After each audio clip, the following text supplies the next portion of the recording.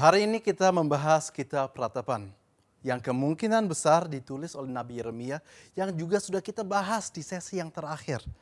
Nah, kenapa Ratapan ini ditulis?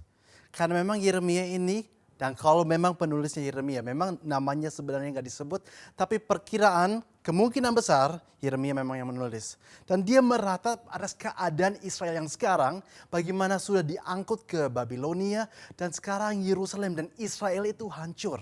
Dan dia sedih, dan dia meratap. Tapi menarik kalau kita melihat caranya Yeremia menulis. Karena sebenarnya seluruh kitab Ratapan yang singkat, cuma 5 pasal, ini terdiri atau ini adalah sebuah puisi. Jadi setiap pasal itu persis 22 ayat.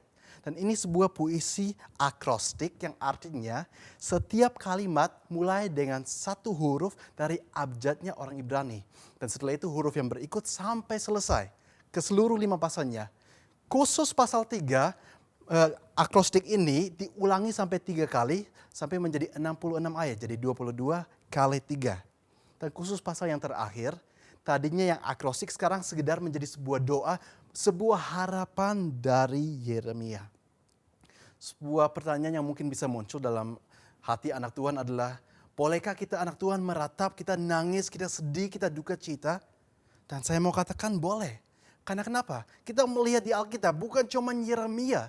Daud pun banyak dari Mazmur yang dia tulis itu sebuah ratapan. Di mana dia lagi nangis dan dia sedih akan keadaan yang dia alami. Dan dia sekarang benar-benar curahkan hatinya kepada Tuhan. Jadi dia menjadi dirinya sendiri, dia gak berpura-pura.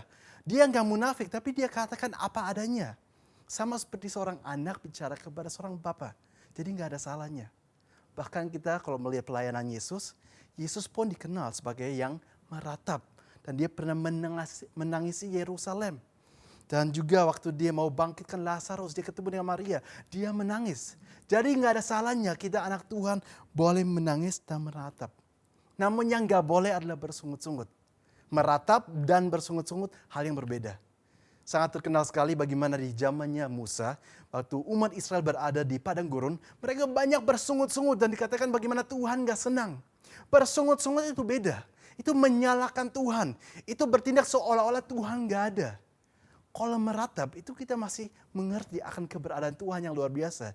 Cuma kita lagi sedih akan situasi kita saat ini dan kita minta pertolongan daripada Tuhan.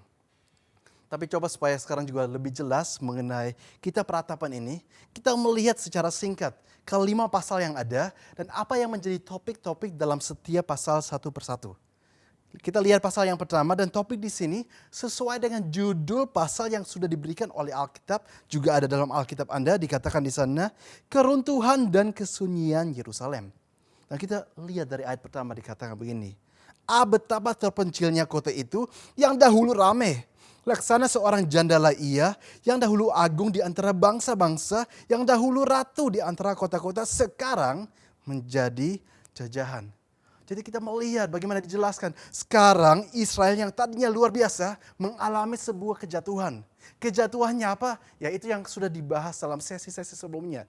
Bagaimana Israel gak mau bertobat, Tuhan sudah peringati kalau gak bertobat, kalau kamu gak berbalik dari jalanmu yang jahat, saya akan izinkan kalian diangkut 70 tahun ke Babilonia. Itu yang terjadi di sini. Dan coba kita juga lihat ayat yang ke-8. Karena di sana kita lihat kenapa sampai diizinkan bahwa Yerusalem itu sekarang hancur dan jatuh. Kenapa Tuhan izinkan? Ayat 8 mengatakan, Yerusalem sangat berdosa sehingga najis adanya. Yerusalem diberikan kesempatan untuk bertobat, untuk kembali dan tidak lagi ikuti dosa-dosanya, tapi justru gak mau. Tapi Tuhan katakan, Israel, Yerusalem, kamu berdosa, kamu najis. Itu sebabnya ini semua sekarang diizinkan kepadamu untuk boleh terjadi. Kadang-kadang kalau kita baca perjanjian lama dan kita melihat hukuman yang diizinkan oleh Tuhan atas Israel, atas orang Yahudi, dan kita pikir seolah-olah Tuhan adalah Tuhan yang kejam.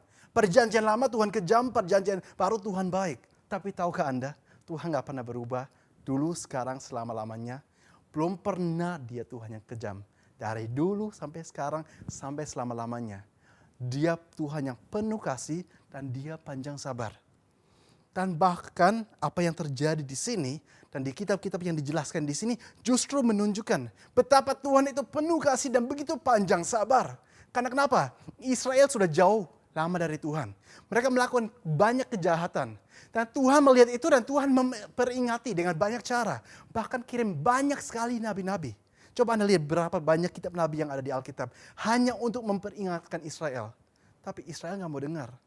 Mereka sampai menyembah dewa-dewa lain. Pemimpin-pemimpin mereka saking jahatnya mereka menumpahkan darah orang-orang gak bersalah. Jadi keadilan sudah gak ada. Bahkan kita membaca bagaimana beberapa dari anak-anak mereka dipersembahkan dan dibunuh untuk ilah-ilah lain. Tuhan sudah sabarnya lama sekali. Tapi ini sudah sampai limitnya. Sekarang Tuhan harus koreksi mereka. Dan Tuhan sudah pakai segala cara, mereka tetap nggak mau mendengarkan. Tuhan katakan, yaudah kalau kalian terus menerus gak dengar, dan gak dengar. Cara terakhir yang saya pakai, selama 70 tahun, kalian dibawa ke Babilonia supaya kalian sadar. Dan supaya kalian bertobat. Nah sekarang kita lanjut. Pasal yang kedua, apa yang menjadi topik di sana? Yaitu adalah murka Allah. Coba saya baca dari ayat yang pertama, dikatakan pasal 2 ayat 1.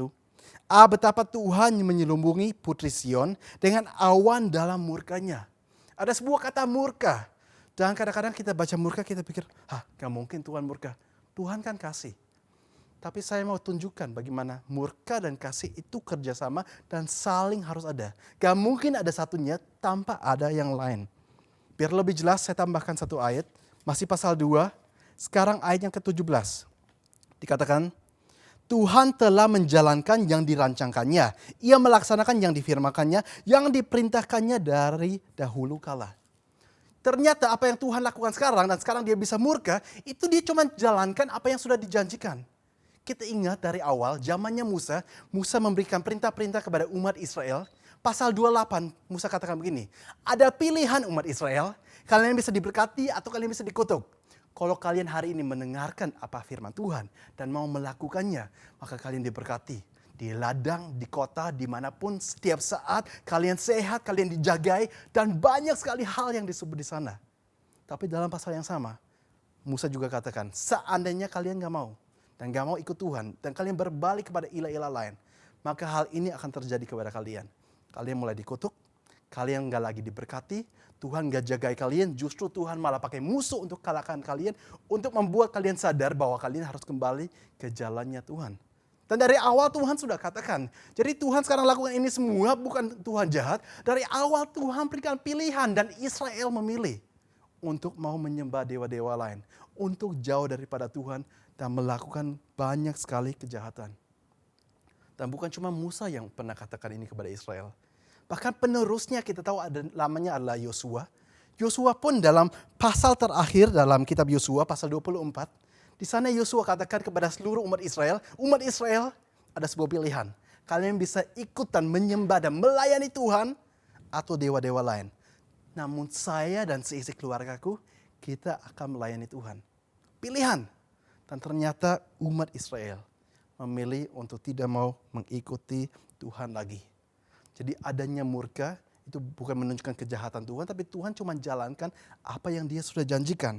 Dan by the way, sekali lagi, murka bukan berarti jahat. Murka itu justru berarti bahwa ada kasih. Saya kasih contoh. Bayangkan ada seorang ayah dan dia punya seorang anak yang masih kecil. Dan dia sangat sayang sama anak ini. Dan ada orang-orang lain yang jahat, mau kejar anak ini, mau pukul anak ini, pasti ayahnya marah. Justru karena ayahnya begitu mengasihi anaknya, dia bisa marah dengan orang lain yang melakukan kejahatan. Adanya kasih otomatis harus juga adanya murka. Kenapa Alkitab bisa katakan Tuhan itu murka dengan kejahatan? Tuhan murka itu dengan orang yang bohong, dengan orang yang najis, dengan orang yang bunuh. Karena orang yang bohong itu melukai anak Tuhan lainnya. Orang yang membunuh melukai anak Tuhan lainnya. Tuhan mengasihi anak Tuhan lainnya, jadi dia akan murka dengan orang-orang yang melakukan hal tersebut, kejahatan tersebut. Tuhan adalah kasih dan karena dia kasih, justru dia juga harus marah dengan kejahatan-kejahatan yang dilakukan. Dan di sini kita memang melihat bagaimana Tuhan sudah bertindak dengan keras. Tapi kembali ingat bagaimana ini bukan langkah Tuhan yang pertama. Tuhan tadi kita sudah bahas, banyak mengirim nabi-nabi, banyak mengirim tanda-tanda, banyak memberi peringatan. Dan semua yang Tuhan sudah lakukan, umat Israel tetap aja gak mau berbalik. Dan Tuhan katakan, ini cara yang terakhir. Karena saya begitu mengasihi Israel, saya ingin akhirnya bisa diselamatkan. Kalau saya nggak mulai bertindak dengan keras dari sekarang, maka nggak bisa diselamatkan lagi. Karena semuanya nggak ada satupun yang masih ikut Tuhan. Gimana satu saat Yesus bisa lahir dari keturunan, bloodline, dari Daud. Kalau seandainya semua umat Israel sudah nggak ada yang ikut Tuhan. Tapi justru salah satunya dengan cara ini, Israel sadar kembali kepada Tuhan.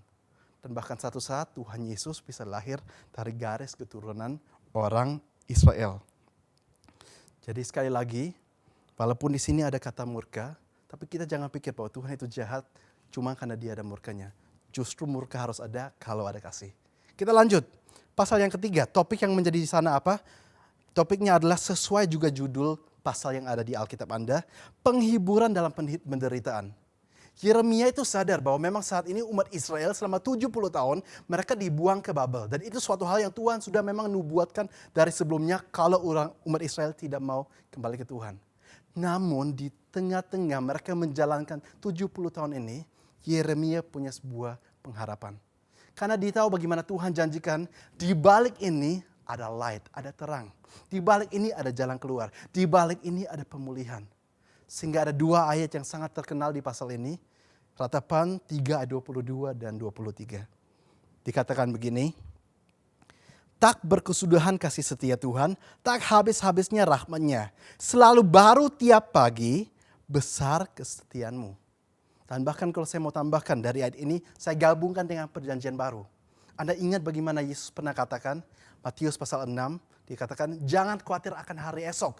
Apa yang kamu makan, apa yang kamu minum, apa yang kamu akan pakai. Hal-hal tersebut dikhawatirkan oleh orang yang gak memiliki Tuhan. Tapi kita yang adalah anak Tuhan, ngapain khawatir? Apakah bisa dengan khawatir kita tambahkan cuma satu hasta aja pada kehidupan ini? Burung di udara aja Tuhan pelihara, apalagi kita. Nah itu yang semua dikatakan oleh Tuhan Yesus. Dan dikatakan jangan khawatir akan hari esok. Kok bisa gak khawatir akan hari esok? Salah satu jawaban yang kita ketemukan dalam ratapan ini. Dikatakan rahmat Tuhan baru setiap pagi. Mungkin hari ini saya alami sebuah masalah dan masalah itu besar. Entah itu masalah finansial, masalah kesehatan, apapun itu. Dan bahkan saya melihat masalah ini besar sehingga hari ini pun gak selesai. Saya tahu mungkin besok, lusa, bahkan bulan-bulan atau tahun depan mungkin masih ada. Dan saya khawatir ya apa caranya saya bisa jalaninya besok dan ke depannya. Tapi justru ini memperingatkan kita. Rahmat Tuhan, pertolongan Tuhan, karunia Tuhan bagi kita baru setiap pagi. Saya nggak usah khawatir akan besok, karena besok kalau saya bangun ada pertolongan Tuhan yang baru. Ada rahmat Tuhan yang baru, ada jalan keluar Tuhan yang baru. Sehingga saya cukup khawatir tentang hari ini Tuhan yang akan tolong saya. Besok saya bangun, saya tahu Tuhan akan tolong saya. Buktinya juga sampai hari ini seluruh hidup saya, Tuhan sudah bantu. Dan ini menjadi harapan yang luar biasa bagi kita anak-anak Tuhan. Sekarang pasal 4, dengan cepat saja. Topik dalam pasal 4 adalah perbandingan keadaan Yerusalem sebelumnya dengan sekarang. Orang-orang yang di Israel sebelumnya sama sekarang. Kalau yang tadinya mulia, sekarang hancur. Kalau tadinya orang-orangnya dalam kelebihan, sekarang bayi pun gak bisa makan dikatakan. Kalau dulu para pemimpinnya bajunya begitu megah dan mulia, hari ini compang-camping, bahkan kulit berkerut pada tulang. Dikatakan dalam pasal ini. Jadi sebuah perbandingan. Dan terakhir pasal 5. Dan tadi saya sudah katakan bagaimana pasal 5 ini sebenarnya merupakan sebuah doa. Doa mengenai memohon Tuhan bantu dalam keadaan yang sekarang dialami. Saya baca ayat 1 dikatakan begini. Ingatlah ya Tuhan apa yang terjadi atas kami. Pandanglah dan lihatlah akan kehinaan kami. Dan selanjutnya Yeremia curahkan isi hatinya mengenai harapan dia dan mengenai apa yang terjadi. Karena kenapa? Kita ini anak Tuhan. Walaupun mengalami sesuatu yang gak enak, kami tahu Tuhan tetap dengar. Mungkin melakukan sebuah kesalahan, sama seperti di sini. Terjadi sebuah kesalahan, mungkin konsekuensinya sementara ada. Iya, tapi yang namanya kita anak Tuhan, kita selalu punya pengharapan. Dan Yeremia gak mau menutup kitab ini tanpa menulis tentang pengharapan yang dia miliki. dan doa yang dia naikkan. Karena dia tahu Tuhan kita adalah Tuhan yang menjawab doa. Dan Tuhanmu, apapun yang Anda alami hari ini, adalah Tuhan yang menjawab doa. Dan bahkan hal yang sama terus-menerus diulangi di perjanjian baru. Contohnya Filipi 4 ayat 6 dikatakan, jangan khawatir tentang apapun juga, tapi dalam segala hal nyatakan keinginanmu kepada Tuhan dengan permohonan. Jadi hari ini kalau kita mengalami sesuatu yang terlalu besar untuk kita, mungkin juga konsekuensi karena pilihan kita sendiri. Tapi percayalah kalau hari ini kita mau datang kepada Tuhan, dan kita mau berikan hidup kita kembali kepada Dia, dan kita mau ikut Dia dengan sungguh-sungguh, dikatakan dalam Alkitab bahwa Tuhan memulihkan keadaan Sion, yaitu bicara tentang Israel, Tuhan juga bisa memulihkan keadaanmu. Selalu ada pengharapan di dalam Tuhan. Be blessed, church.